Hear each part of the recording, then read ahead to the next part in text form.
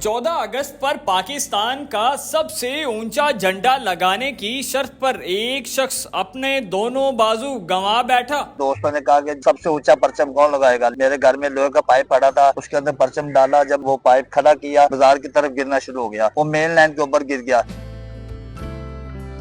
मोहम्मद अफसर साहब, मुझे ये बताइएगा, आप दोनों बाजों से महरूम हो गए, ये कब वाकया हुआ, कब ये सीन हुआ? ये जनाब 1987 को मैं पाकिस्तान में परचम लगा रहा था। कितने आप दोस्त थे? कुछ शर्त लगी थी? क्या वजह बनी हमारे थी? मोहल्ले में दोस्तों ने कहा कि जब जो सबसे ऊंचा परचम कौन लगाएगा, लिहाजा मेरे घर में लोहे का पाइप पड़ा था। मैंने कहा सबसे ऊंचा परचम मैं लगाऊंगा। मैंने अपने घर से पाइप लेकर उसके अंदर परचम डाला। जब मैंने वो पाइप खड़ा किया, वो घर के सामने बाजार की तरफ गिरना शुरू हो गया। लिहाजा परचम जब मैंने उसको पकड़ लिया, वो मेन लाइन के ऊपर गिर गया। मैंने अपना परचम तो खड़ा कर दिया, लिहाजा उस परचम को मतलब गिरने से बचा लिया। मेरे दोनों बाजू बिजली लगने की वजह से बिल्कुल जल गए, ज्यादा परचम को गिरने नहीं दिया। उसकी वजह से मेरे बिजली लगने की वजह से मेरे बाजू बिल्कुल जल गए और वो हॉस्पिटल ले गए। उन्होंने कहा इसके बाजू या तो जिसकी जिंदगी बचा लो या बाजू बचा लो, लिहाजा मेरे बाजू कटवाने पड़ गए जनाब।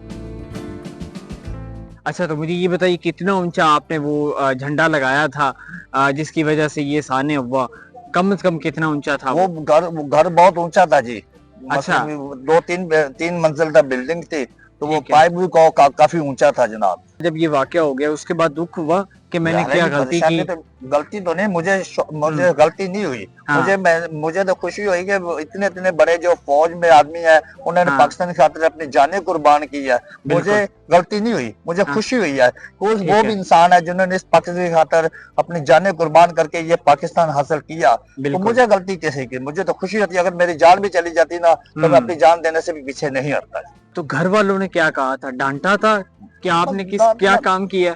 मेरे वालिद साहब उस वक्त जिंदा थे जी। तो बस उन्होंने जब पता चला, हाँ। तो उन्होंने बस एक दफा वो तो परेशान हो गए। बैठे बिठाए जैसे क्यामत ने इंसान के ऊपर, वो कहते बैठे बिठाए हमारे ऊपर ये क्यामत बिजली गिर गई।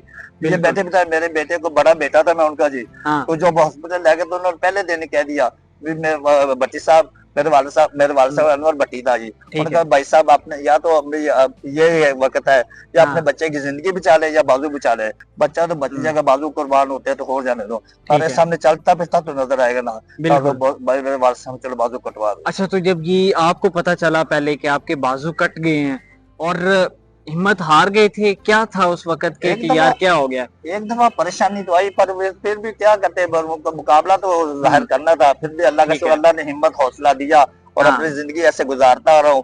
और फिर अल्लाह का शुक्र है सरकारी जॉब मिल गई मुझे, फिर मेरी शादी हो गई। अल्लाह का शुक्र है, अभी शादी हो गई जनाब। मेरा एक बेटा एक बेटी है जी, अल्हम्दुलिल्लाह उनको अपने बच्चों को पढ़ा रहा हूँ।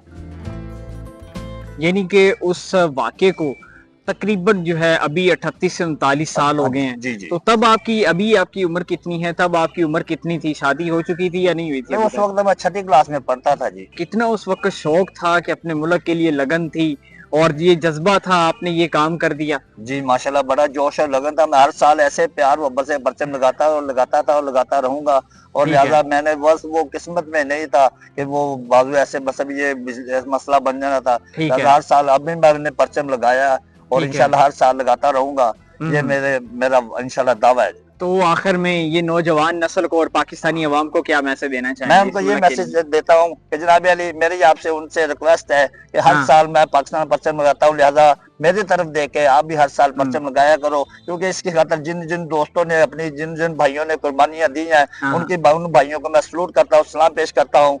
और आप भी हर साल मेरी तरफ देख के पीछे ना हटे, क्योंकि हमने आगे बढ़े। कायदे आज़म ने भी अगर ये जोश और जज्बा लेके हमें आजाद मुल्क दिलाया है, और मैं भी उनसे कहता हूँ कि हमें आजादी उन आदमियों से मिली है, लिहाजा हम पीछे क्यों हटे। जो नियत कर ली है काम करने के लिए वो काम कर गुजरे, आगे चाहे जो भी हो जाएगा देखी जाएगी। हम पीछे हटने वाले नहीं है तो ना पीछे हटेंगे।